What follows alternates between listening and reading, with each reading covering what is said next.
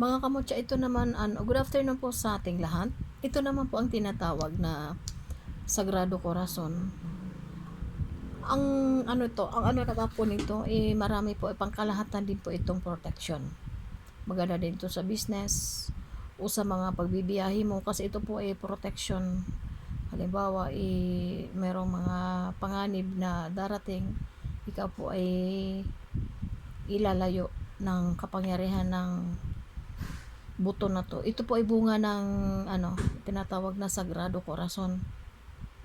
Ito po ay binigay sa akin ng isang magaling na manggagamot. Binigay niya sa akin ito, aywan ko kung bakit bigla niya akong binigyan ng ganyan. Napakaganda po ang ganito kasi pangkabal ito po, panggapal din ito. O halimbawa, may mga taong may masamang tangka sa'yo, ayan, maganda din ito na protection sa mga tawag dyan, yung mga tinatawag na curse, yung tinatawag na, ang tawag niya kasi sa amin kasi is, tawag niya nga yan sa amin, yung parang ika-curse yung ikaw o yung pamilya mo na mayroong mangyari sa inyo, hindi po makakatalab yan sa inyo, hindi ka po tatablan ng mga curses, babalik at babalik yan sa mga taong masasama na mayroong masamang tangka sa'yo. Ang ganito pong Sagrado Corazon ay napaka mabisa po ito sa baril. Halimbawa, syempre lagi na lang ang inaano ko baril, hindi naman kasi natin ang panahon, di ba, minsan may mga magnanakaw, ngayon merong bit-bit na baril, yung binaril ka. Ngayon, kung meron kang hawak ng ganito, ay hindi po yun makakaputok. Magtataka sila, bakit nasira lang yung baril, hindi sa tinablan. O either naman, nakapasok ng bahay. Tapos, yung may masamang tangka ay halimbawa yung may dalang kutsilyo o anong klaseng mga patalim yan, tinaga ka or sinaksak, magtataka po sila bakit hindi ka po hindi ka matablan. Ito po kasi ay nagbibigay ng kunat, utak, kabal sa ating katawan. Pero ang ang pagtataglay po ng mga ganitong mga mutya, hindi po porket may hawa ka, magaling ka na o either hindi ka matatablan. Mayroon po tayong tinatawag na tawag niyan, yung mga sacrifices syempre. Katulad ng, alam mo ko, ang hinihiling lang naman ng upang magkaroon ng visa ang mga pangkabal o mga tawag niyan, tinatawag na mga mutya. Ang requirements lang po niyan ay ang pagdidebosyon mo araw-araw o pagdarasal araw-araw. Ang kagandahan po itong ganitong, itong hawak ko na Sagrado Corazon. Ito po ay naalog. Mayroon po siyang laman sa loob. Tingnan mo, ayan oh. Ayan oh, ayan ito. Aywan ko kung sino ang gabayan. Ayan, aywan ko kung nakikita niyo yan oh. Yan, ayan. Oh, ayan oh. Ayan oh, tao. Yan ang gabay ng na yan, ng Sagrado Corazon. Ito po talaga namang iniingatan ko ito sobra-sobra kasi bigay ito sa akin ng isang manggagamot na talaga namang napakagaling manggamot. Lumapit lang ako sa kanya, tapos aywan ko, parang siguro magana ang loob niya sa akin. Binigyan niya sa akin. Tapos ang kagandahan dito sa na to, sa mutya na bunga ng Sagrado Corazon, dapat ito talaga lagi mong tangan. Ibig sabihin, ilagay mo. Sa akin kasi nasa baywang ko. Lahat ng mga ko nasa baywang ko yan. Kaya kahit natutulog, meron talaga akong kasi hindi natin maiwasan pag tayong tulog po tayo. Yung mga masasamang elemento, mga black magic, umaatake po yan sila pagkatulog tayo. So kung meron tayong protection na tulad ng mga ganito sa ating sa ating katawan, hindi po yan sila makakapanakit sa iyo, or either hindi yan sila makakagawa ng any na mga spells na pwede makasira sa ating pagkatao kasi protektado tayo.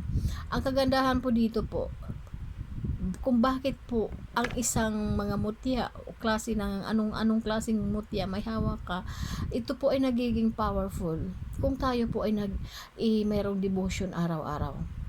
Ngayon, kung meron kang ganito po, hindi ka marunong magdasal, hindi ka marunong, wala kang alam sa pagdarasal, kumbaga, hindi po siya magkakaroon ng visa. Kailangan mo rin po ng mga sacrifices kasi ang pagpasok sa spiritual po, hindi lang po yan yung basta meron tangan ka, ito na, pampaswerte na ito. No po. Yung po ay bibigyan nyo po ng tawag dyan, panalangin araw-araw na yung mga tangan nyo pong mga mutya magkaroon ng visa.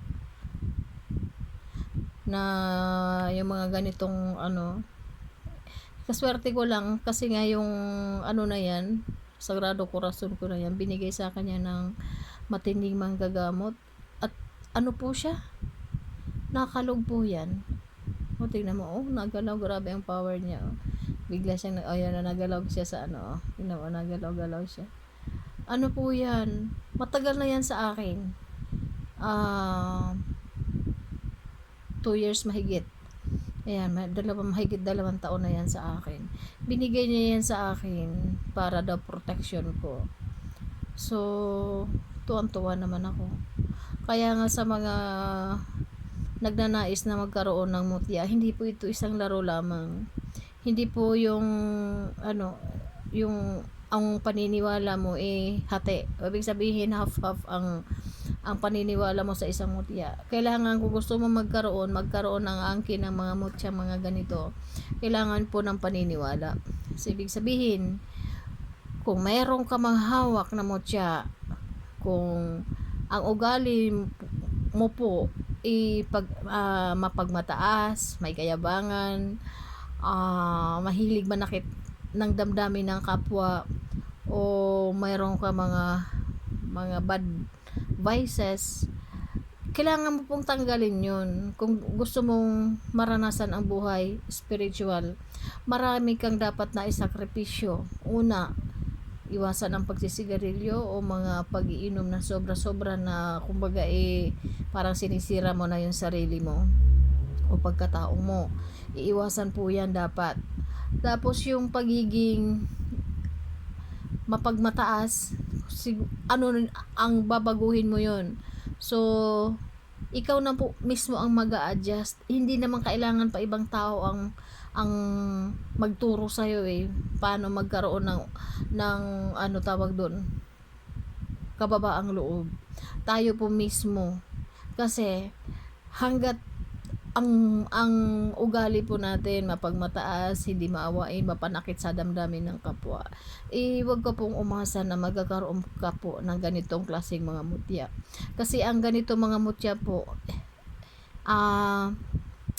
nagtatagal lang po yan sa mga taong mapagpakumbaba, mapagmahal, matulungin, higit sa lahat maawain. Ganun po. Kasi kung gusto mo magkaroon ng mutya, tapos parang iniisip mo gusto ko niyan para makaganti ako, hindi po yan magpa-function. Lalayas po ang niyan.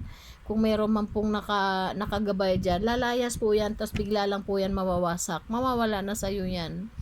So, ibig sabihin, kung gusto mo ng buhay spiritual na meron kang protection, tatanggalin mo talaga yung mga hindi ka nais-nais sa ating mga ugali.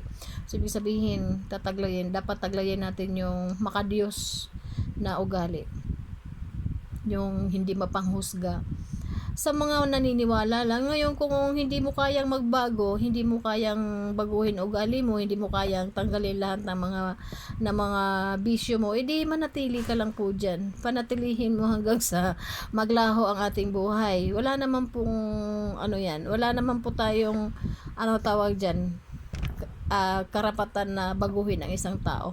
Ang pababago po ng isang tao, tulad ng kailangan nagsisimula po yan sa ating sarili mismo, tayo mismo po. Kung gusto mong magkaroon po tayo ng eternal life at saka spiritual life. Ngayon, kung hindi ka naman interesado sa ganyang mga tawag dyan, ganyang buhay nasa spiritual, ituloy lang po ang buhay. Kasi wala naman tayong karapatan na ibig sabihin baguhin ang isang tao kung yun talaga ang natural. Para sa akin naman, kumbaga, hanggat kaya pa nating maging mabuti, gawin natin habang maaga. kaysa naman saka pa tayo magbabago or tatanggalin natin yung mga bad attitude o mga bad habits natin kung andyan na yung sakit, na disgrasya ka na sa o kung ano-ano mga sakuna na dumating sa anong mga dagok na dumating sa iyo o sa pamilya mo. Isa ka pa po maghihingi ng mga ganyang klaseng spiritual life. Kasi habang maaga pa po, dapat gawin na natin kung ano ang dapat nating gawin.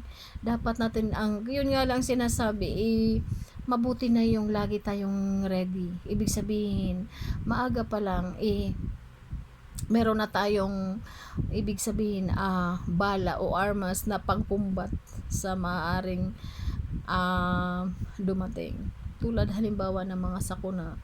Ibig sabihin, dumating man ang unos o mga pagsubok sa ating buhay dito sa mundo, mayroon po tayong protection. Ngayon, kung inuna mo pa yung mga hindi ka nais-nais kay God, pagdating ng panahon, saan ka? So, saka ka patatawag. Dapat po, sa ngayon pa lang, meron na tayong taglay na ano man ang mangyari dito sa mundo, ibig sabihin, angkin mo ang powerful protection galing sa Ama. Yun po ang pinaka-importante. Aanhin natin ang buhay, marangya. Kung pagdating naman ng panahon, tayo naman po, mapapahamak lang o maglalaho lahat kung anong meron ka. Samantalang kung ikaw po ay protektado ng banal na espiritu o ng Diyos Ama, anuman mangyari sa ating buhay, ikaw po ay nakatayo na walang ibig sabihin, nakatayong matibay, nakasama ang panalangin ng Diyos Ama. So para sa ako naman po, wala naman po akong sa mga sobrang material, kasi syempre ako naman ang gusto ko naman ay ang eternal life. Aanhin ko naman ang yaman kung ako naman po mapapapunta sa kabilang daan. So lalo na po habang tumatanda po tayo, hindi yung habang tumatanda lalo tayong nagpapasexy, nagpapaganda at tayo ay naglalandi. Hindi po. Dapat habang tumatanda po tayo, ang buhay natin ay i-offer na natin kay God.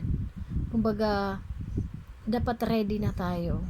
Kasi kailan ka pa magbabago? Kailan mo pa itutuwid ang buhay mo? Saka na pag hihirapan ka ng maglakad, nahihirapan ka ng huminga, hindi po. Dapat habang maaga, tayo po bigyan na natin ng direksyon ang ating buhay. So, sa mga sumasubaybay po sa aking mga video, ang pagkakaroon ko po ng mga mutya na tulad ng mga ganito, ito din po ay kaloob ng Diyos. Kasi kung hindi po ito kaloob ng Diyos, hindi po ito papasok sa aking isipan. At hindi po darating sa akin at iba't ibang uri ng mga mutya. Kaya yung mga ganito po, iniingatan ko po ito. Kasi makakatulong din po ito sa akin o sa aking pamilya o sa mga taong nangangailangan. Ang pagkakaroon po ng mutya ay hindi po yan sa na ibig sabihin parang laro-laro lang, gusto mo lang parang nag-adventure ka lang. Hindi po. Dapat papasok po yan sa ating spiritual side sa ating buhay. Kasi ang buhay po natin dito sa mundo ay mahiwaga. So maraming hiwaga ang darating sa ating buhay na yung iba hindi na intindihan at yun na pala. So sa mga sumusubaybay po sa aking mga videos, magandang hapon po sa ating lahat. Pagpalain po tayo ng kung may kapal, sumaatin nawa ang kaligtasan, katahimikan, at tayo po ay mamuhay na puno ng pagpapala ng Diyos Ama. Muli, thank you so much and God bless po sa ating lahat.